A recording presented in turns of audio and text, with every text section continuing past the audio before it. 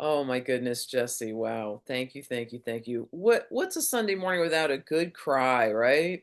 Boy, did I need that. That was fantastic. Thank you so much. It is my great honor to introduce our guest speaker today, the Reverend Dr. Mignonne Pollard. She is a Center for Spiritual Living licensed minister of religious science and has been a practitioner as well for 10 years. She graduated Emerson Theological Institute in 2020 and completed additional classes at Holmes School of Spiritual Leadership in 2021. She is a staff minister at Center for Spiritual Awareness in West Sacramento, which means this must be very, very early for her. She teaches the CSL certified classes and she has developed workshops on self love, kicking love addiction, and attaining prosperity using the works of Catherine Ponder, who's was my introduction to New Thought and someone who I return to again and again and again. So I love that. In addition to her religious studies, she holds a Doctor of Education from Harvard University's Graduate School of Education in International Education. Her educational pursuits have taken her to the countries of Zimbabwe, South Africa, South Korea, and Spain. She believes the principles of science of mind can change your life for the better. So, welcome, Reverend Mignon. Thank you, thank you, thank you. It is such a pleasure to be here today, Rockland CSL. I always am touched and moved when I get to be in the presence of this beautiful, beautiful community. Uh, Today's theme around removing the layers, loosening the layers.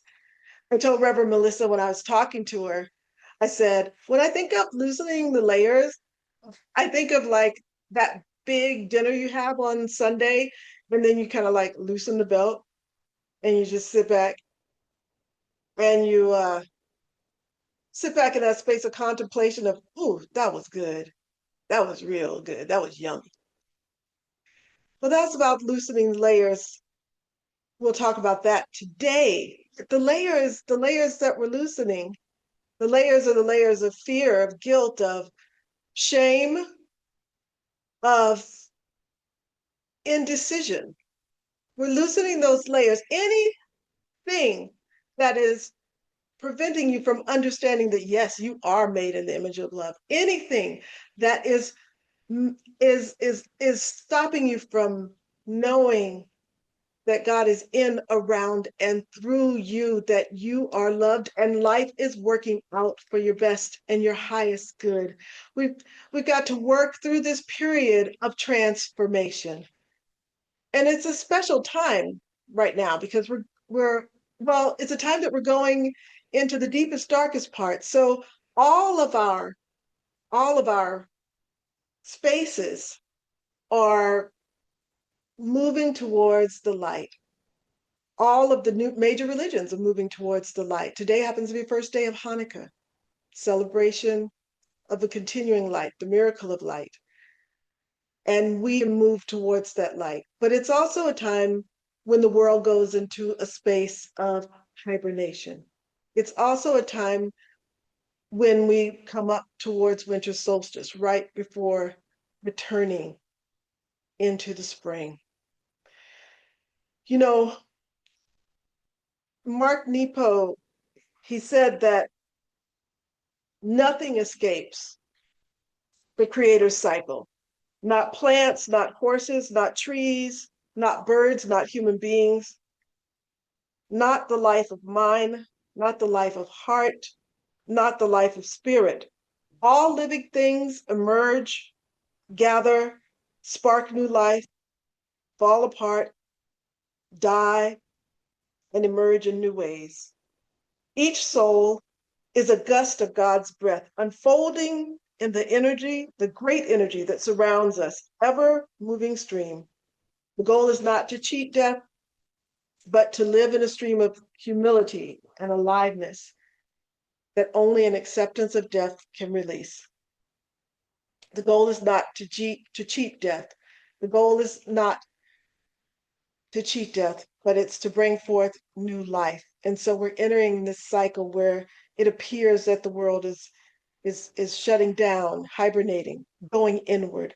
And as you shed the layers, it's a gentle way of moving into transformation, is a gentle way, is that hibernation. And there's times when you absolutely, positively have to let things go. You absolutely have to let people go, jobs. You absolutely have to release with a gentleness because your vibration is no longer in alignment with them. And your soul and your soul story with them may be complete. Your soul agreement may indeed be complete. You know, I found myself recently going through a difficult time, a space and time where the worries, the doubts, the fears, uncertainty of what's going to happen next,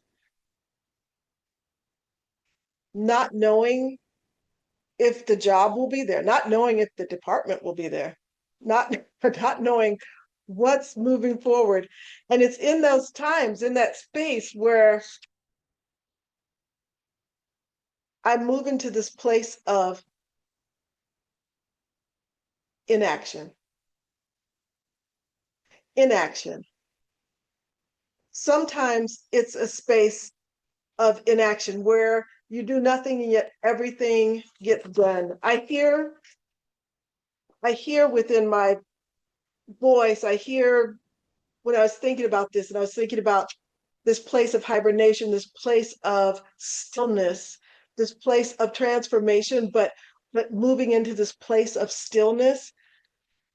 I heard in my head, I heard Wayne Dyer, um, and he always talks about the Wu Wei, the non-action or effortless action, non-resistance to change, that non-resistance to life, that non-resistance to flow. The Wu Wei is acting in harmony with the natural flow of Tao. Rather than forcing things, it's letting go of your ego-driven effort. It's trusting the process. It's leading into a greater effectiveness and fulfillment by aligning with natural principles rather than struggling against them. It's a discerning, inspired, effortless action. It's not strenuous. It's allowing things to fall into place naturally, like water flowing around obstacles. It's about knowing and trusting that the universe has your back. It's sometimes it's just that moment of pause, that breath, that recognition, that open awareness, that remembering that no matter what's happening, that there is a force in the universe for good that you can use, that there is something greater and more powerful that is at play, and that its very purpose is to work and to move you into a space of the best and the highest unfolding. So it's that place of inaction, that wu wei, that brought me again to thinking about this idea of shedding the layers, but shedding the layers in this particular space and time, in releasing doubt and releasing fear and releasing anxiety, in knowing that that greater is there. That brought me right dead smack to my favorite, one of my favorite Bible verses that gives me comfort and times of growth and change. It gives me comfort and has probably, helped me move further along easier. And that Bible verse is simply this: be still and know. Be still and know that I am God. Be still and recognize that there is a force back behind all that is contemplative, and that it knows whatever I'm going through, and it knows that there's something bigger and better, and it pushes you forward. Be still and know it's And I was drawn to another line just recently, not really knowing that that other line was also in this very same verse, Psalm 46:10 of the Bible. And that other line was, God is in the midst of her, she shall not fall. God is in the midst of her, she shall not be moved. God will help her just at the break of dawn. You know, sometimes when a thing touches you, it's not just God is in the midst of her. God is in the midst of all around me, in me, through me, as me. That is God. And I begin to get cups, journals, pens, stickers, everything with this saying, God is in the midst of her. She shall not fall. And so I thought about this. Be still and know. Do not act, do not move, do not force. Relax into that flow of life. But when I was thinking about this, I'm thinking about breaking through, going through transformation, change, shedding things. You're like shedding things, but you're still, yes, shedding things, but in this space of non-action, this space of Wei Wu. I pulled out something that I used as I studied with a teacher. You all might know her, Iyanla Vanzant.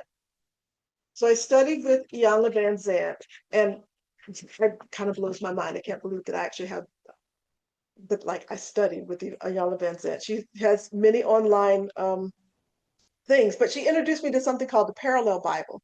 I don't know if you guys have heard about that, the Parallel Bible. It's a Bible that has in it four different translations of Bible. It has the International Version, the New Living Translation, the New King James Version, and the Message Version of the Bible. They're all different interpretations of the Bible, and they're put in this book side by side.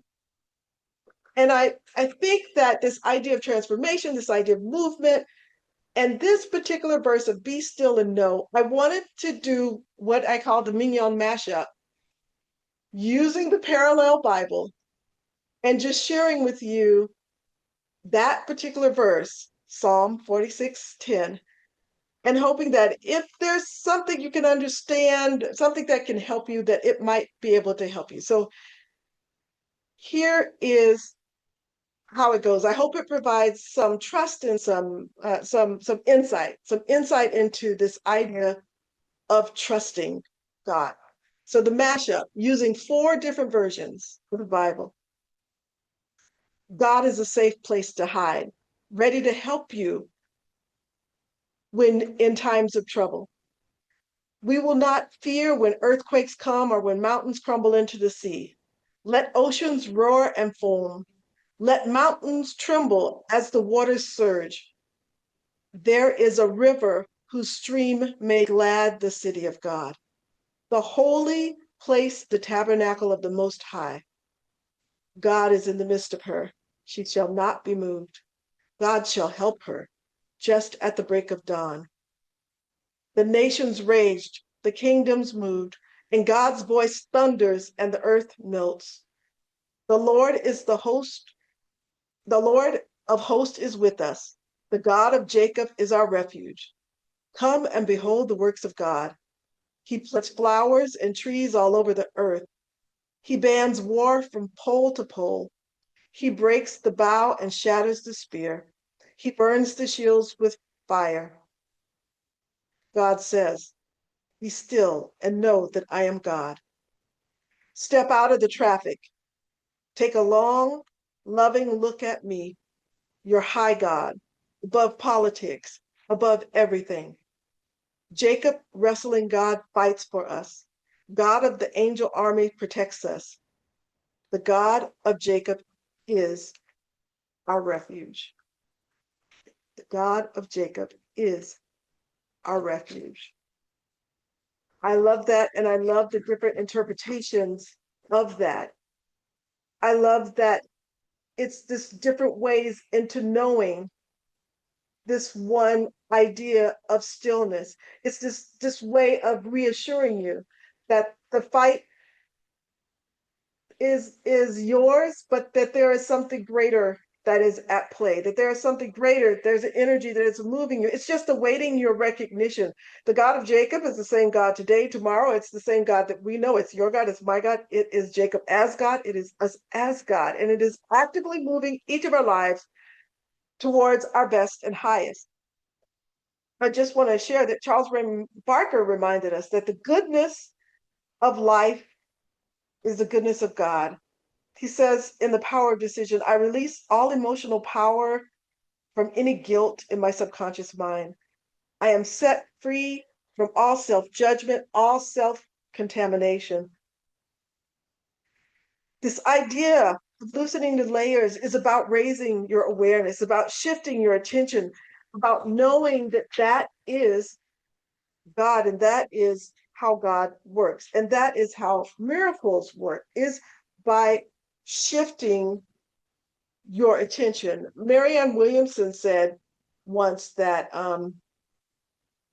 in A Course in Miracles, she said that a miracle is a shift in perception. And sometimes, in order just to let go of the fear, the doubt, sometimes what we need is just a shift in perception on that particular situation, whatever that situation may be.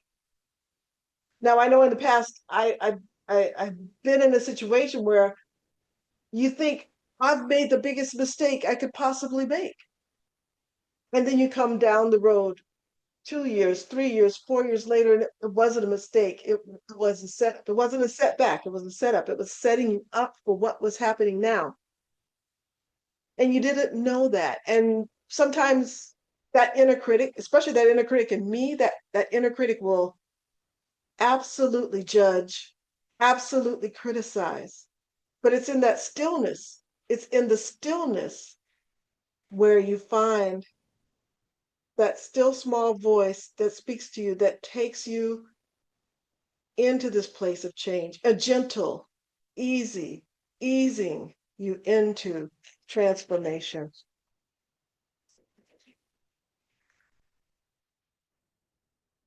So if it's a shift of perspective that we need, that's a miracle on any situation. Then there's a situation I'd like to share, something that I've been thinking of that we hold sacred. We actually hold sacred. And it is these ideas of birthdays. We hold sacred the idea of birthdays.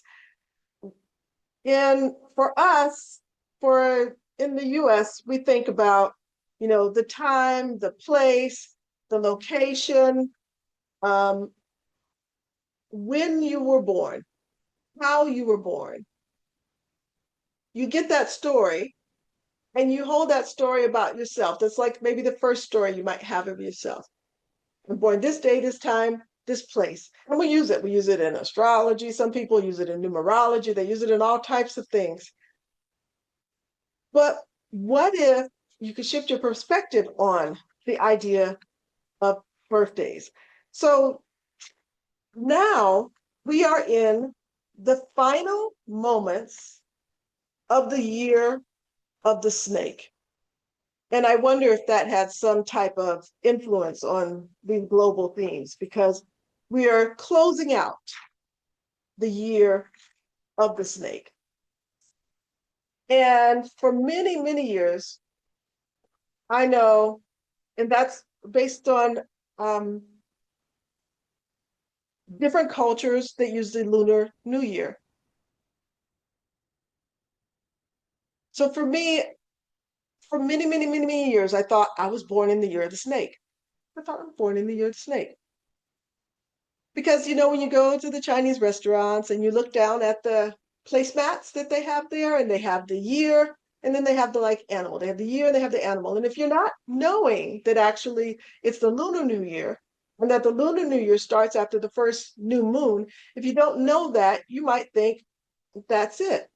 Well, one day I was going out to dinner with a group of friends that were born in China, but who were studying here in the United States, and we were having that, and I was talking about the year of the snake, and they were like, "No, you're the year of the dragon, the year of the wood dragon," because on the year that I was born, um, the year of the snake started February 13th, 1964, and it ended February 1st of 1965. So I misinterpreted that. I was born the year of the wood dragon. I know other people that think about birthdays. I have a colleague that I had a colleague. So Brown University is on my mind. I had a colleague at Brown, and his he didn't know his birthday. He said, "I'm born in the year. I'm born at the time of year when they harvested the rice fields." He was from Cambodia. He survived the killing fields, and he sort of kind of knew that. And he said when he came to America, he got to choose the day and the month. So he had to choose his birthday. Thought that was very interesting. His children, he was very excited, was born in the year Golden Dragon.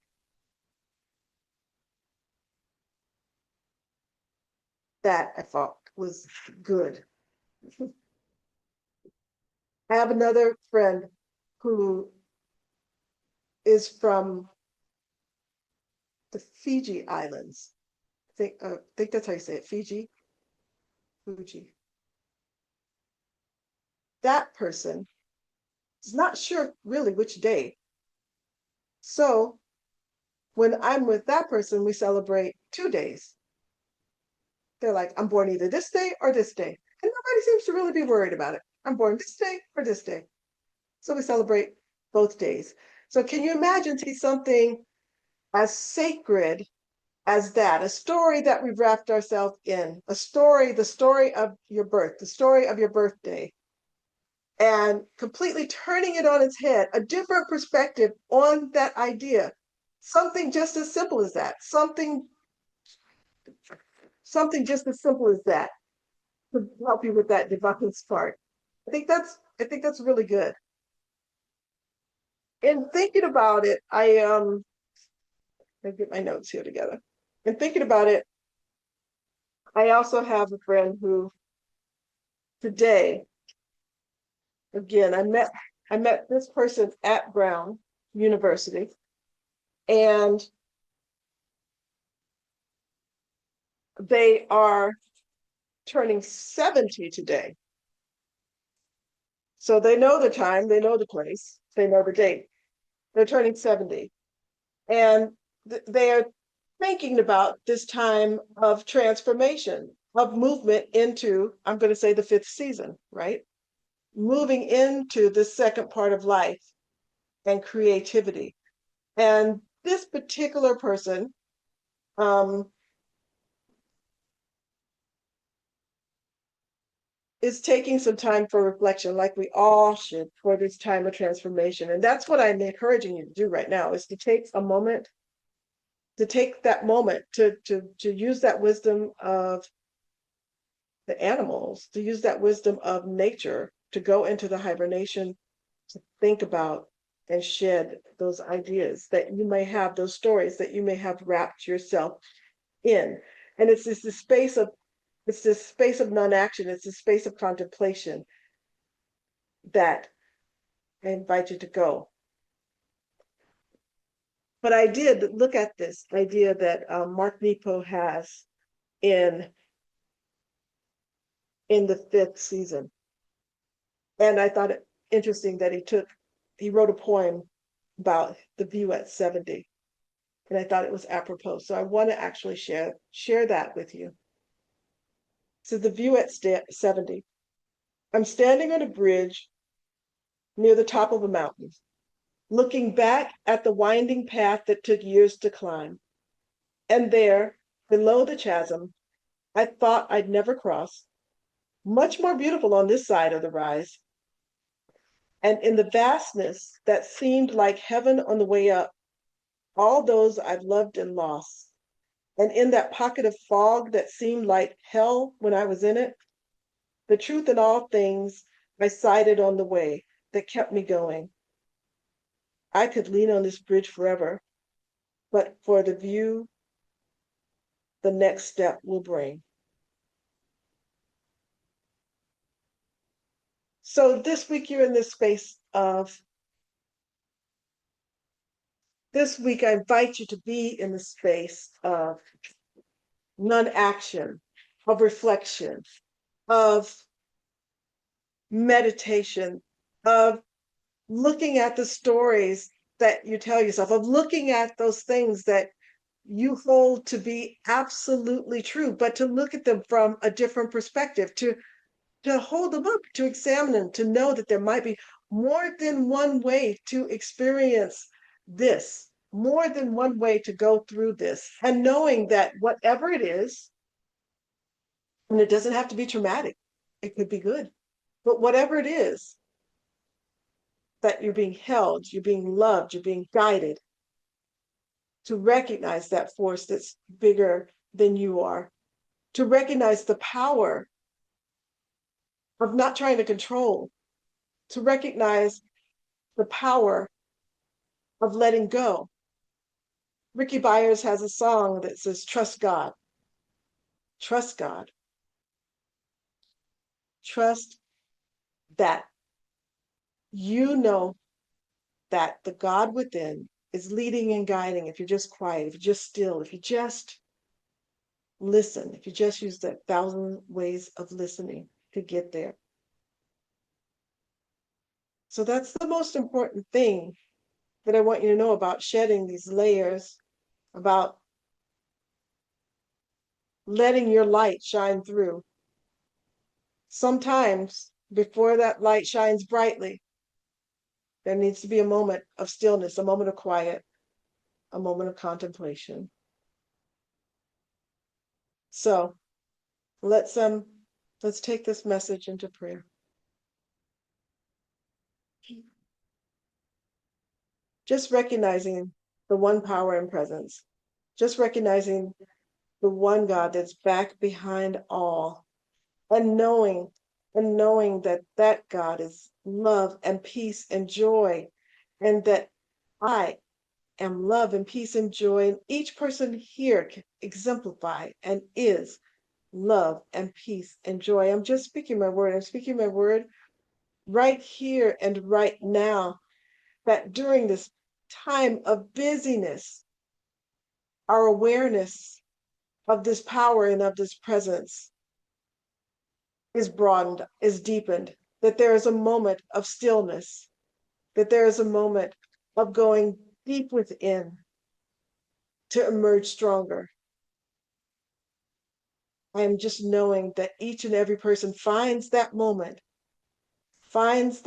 in time as they move forward through this next week, through this holiday season, through to the end of the year, knowing that they have a space and a place, a safe haven where they can be vulnerable